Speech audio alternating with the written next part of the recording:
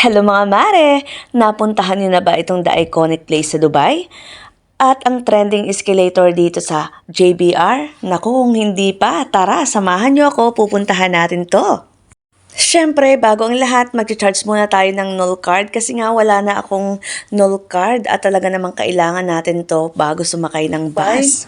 So nag-recharge ako guys dito sa grocery, sa likod ng Live Pharmacy kasi sa amin sa malapit walang recharge dyan.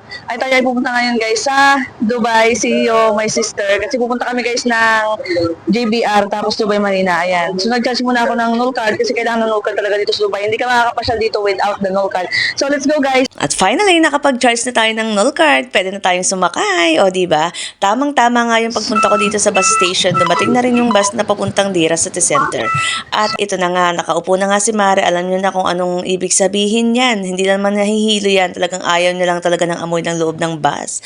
Pagkatapos nga ng ilang minuto, ay nakarating na nga rin kami sa Dira Bus Station. At nilakad ko na nga rin to papunta sa Dira City Center Metro Station. Dito nga pala mga mare sa Dubai ay safe na safe talaga ang pagtawid dito kasi ikaw talaga yung priority dito. Kaya naman, I love Dubai talaga. O tara na nga, punta na tayo sa metro station bago pa tayo mahuli sa meet up. Kasi nga kami mag-meet up nga ng sister ko guys kasi nga pupunta tayo sa Dubai Marina at JBR. Bali dalawa kasi yung pupuntahan namin ngayon pero yung video na to ay para lang sa JBR o tinatawag na The Walk at JBR. Sakto naman na pagkarating ko nga sa metro station ay dumating na rin yung bus. Kaya naman nakasakay ako agad at hindi naman crowded. Kaya naman napakaswerte ko talaga kasi sobrang luwag ng ganitong oras. Dito nga pala kami bumaba sa Suba Realty. Kaya kung sasakay kayo ng bus, bumaba lang kayo ng Suba Realty and then mag-tram kayo or pwede rin namang lakarin tulad namin. Nilakad nga namin ito ng ganito guys kasi mas gusto kasi namin maglakad para naman pawisan at exercise na rin sa ating katawan. Hindi naman kasi mainit ang panahon ngayon kaya naman mas masarap maglakad kasi nga napakalamig talaga sa labas. O diba, nandito na tayo sa The Walk at JBR. So, nag-take na nga kami ng dito guys, ng elevator para mas mabilis. At ito na nga, nandito na nga kami, nakarating na nga kami. Tingnan nyo naman ang likod. Nakita ko sa inyo guys, ayan o, sa likod ko guys. Yan guys, yan. So, hindi rin naman tayo magpapahuli sa trending escalator. Tara, samahan nyo ako guys.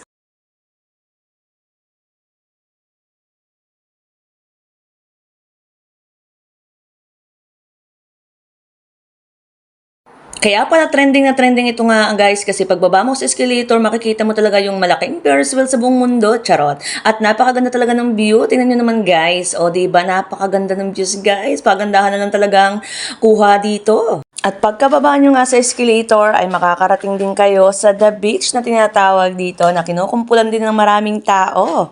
Eto na yun mga mare, tingnan nyo mga mare, si mare nyo talaga naman. Tingnan nyo, ito nga pala yung tinatawag na The Beach, o diba napakaganda ng lugar. At nakaka-amaze talaga yung view dito mga mare, lakas makasyala.